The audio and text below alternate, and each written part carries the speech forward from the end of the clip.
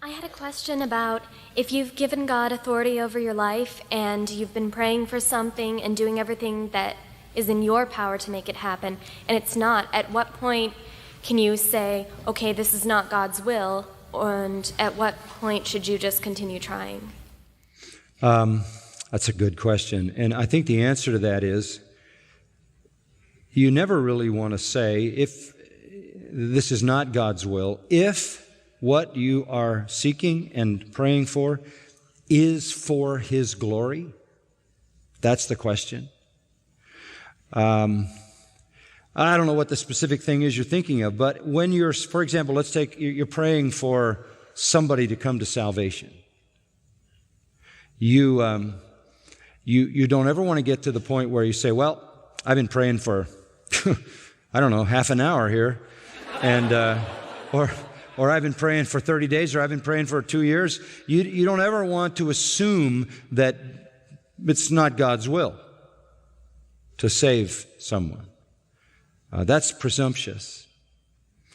You can assume, however, that it's not yet God's time. I think the thing that has to cover your prayer at all times is, God, if this is your will, do this.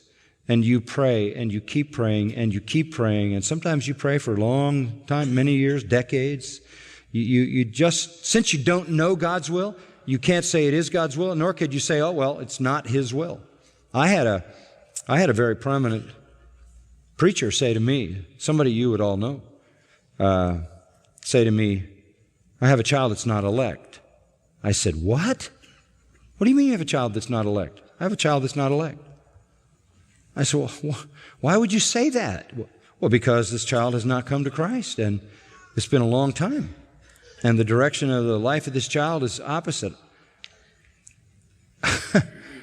I was very surprised by that. By the way, that particular child is now in Christ and serving alongside that father.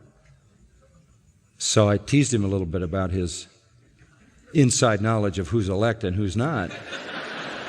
You just don't want to get to the point where you decide that God's going to act in your time, or you're going to think it's not His will. So depending on what it is, if you're praying for God's will in a certain situation, keep praying. God hears you just because you're faithful.